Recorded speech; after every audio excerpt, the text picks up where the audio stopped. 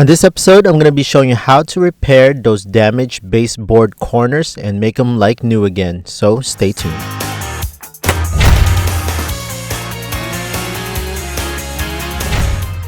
Welcome to Fix This House. If you're new to the channel, please consider pressing the subscribe and notification bell so you could always be in tune on DIYs, how-to videos, and product reviews that I do within this channel. As you can see, my outside baseboard corner is severely damaged. My son and my daughter, they play around a lot and they ride their cars and they constantly smash and scrape it with their cars. But regardless, whether you have a pet or maybe you're removing furniture, I will show you an easy and quick way to make it look like new again. So the tools that I'll be using today is I got a 10-in-1. Here's by Bates Choice. It's a 10-in-1 tool, very handy. I also got this baseboard pry bar, aka also has a little chisel at the end, and I want to use this utility knife and 120 grit sandpaper so I can take out all the excess out of here and prep it before we start putting some wood filler on there. Okay, so what I'm using here, preferably I like to use this utility knife and just chisel away and scrape off all the excess loose particles and just agitate all those other scraps out of there so we can have it nice and clean. You can also use your 10-in-1, 5-in-1 tool like what you see in this one and just scrape off, and to finish it off, use some 120 grit sandpaper to smooth out and see how much damage you actually need to fix. So just use this really well and scrape off all those excess, and at the end make sure you clean up all around you, clean up all that dust and debris so you don't have any loose particles.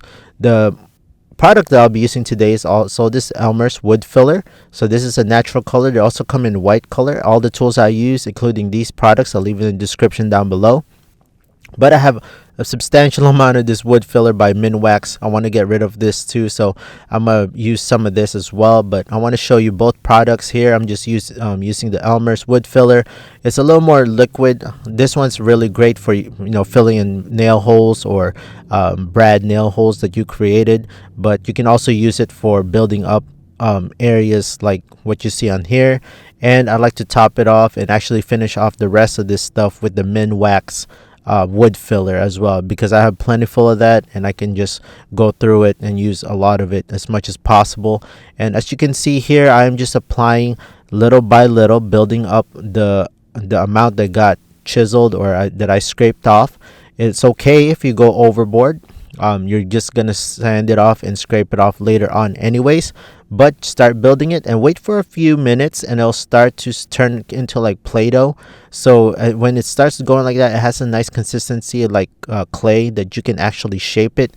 Take your hands and just press along and try to shape it as best as you can. It doesn't have to be perfect. This is pretty much where all your Play-Doh skills are necessary, and you're gonna start just building up the edges, building up all those highs and lows, and start filling in those little tiny gaps. Okay, you don't have to make it so perfect, just as close enough. As you can see, I'm using this side as reference. This is one of the corners on my baseboard, and also use any type of reference for you to go back to so that you can match it up with the one you're trying to build. So you can see here it's a little rounder at the ends over there, but you can start building it. And I'm using the profile as well. So right here I'm using my 10-in-1 and I'm matching it with the profile, the groove right there. I don't know what you call it, but I'm using that as a guide so that I can push against it and start making those detailed lines. I know you might have different types of profile, different baseboards. Some of you might have even intricate looking ones, but as much as possible, try to copy it and mimic it. This is where all the finesse comes in after we shape it with the 120 grit sandpaper. But here's another trick also. Take two scrapers side by side and just push along each other so you can get that nice square edge.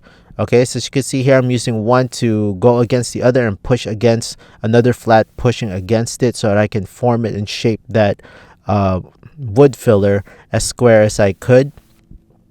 And this just takes finesse, takes time, and I'm using my 4-inch drywall knife to actually get that nice profile, that sharp line at the top, because this is a colonial baseboard and it has Fortunately, it doesn't have that much detail on it, but if you do, yours might be a little more complicated. But try the very best that you can to just shape it as best as you can. And after this, you were going to start shaping it out and finalizing it with the 120 grit sandpaper and with the 600 grit sandpaper for the finishing touches. All right, so a few hours have passed. I left it overnight, and as you can see, everything is nice and hardened already. So this is where our 600 grit sandpaper takes in place.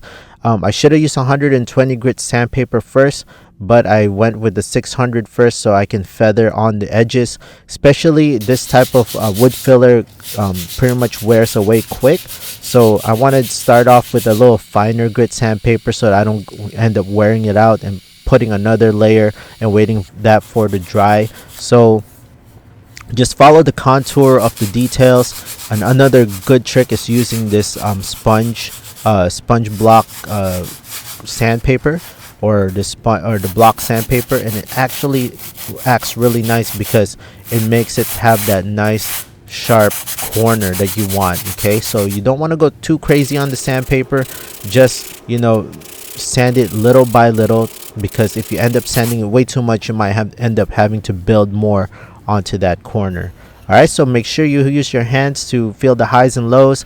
And here I'm just doing some final touches with my 10-in-1 tool, and I'm just scraping off and just pretty much chiseling the nice detailed lines onto the profile of my baseboard, and just fine detailing everything before we get into paint. Once that's done, take off all the dust, clean around the area, take out all your masking tape. And yeah, I do have that gap on my vinyl plank flooring. I will fix that later on. Again, that shifted because of the constant movement around this area. But now I'm just prepping up for paint. Make sure you clean up the surface before you paint the area. And we're just gonna apply this since we used the colored wood filler. I'm just gonna apply some primer first, and then we're gonna hit it off with a second coat. But for this video, I'm just gonna do first coat. You kind of get what I'm talking to you about anyways. I hope you understand the concept. But as you can see, there you have it. Looks like we never had a damage to begin with. And it's an easy fix. There's a lot more methods to do this, and I want to show you that in a later video. And it's a lot more complicated, but this one is the easiest by my opinion on how to fix these corners or any types of damages. And I made a couple of videos on how to fix other damages as well, but this is for the outside corner. As you can see, this is what it looks like before. Yeah, very tattered on that edge. It looks like someone chewed it up, but after the fix, it's gonna look like nothing ever happened if you do it correctly and if you feather it real well. Okay, so that's the new and improved. That's the new one right there. Given there's probably a little bit of high and low on that edge of what I can see from now, but it's better than what it looked like before. And I hope this found help to you, friends. Okay, so if you found this video helpful, please hit that big thumbs up, press that subscribe and notification bell, and I'll see you on the next video. And let me know in the comment section what you think of this repair and what video you want to see next. In that case, I'll see you next time.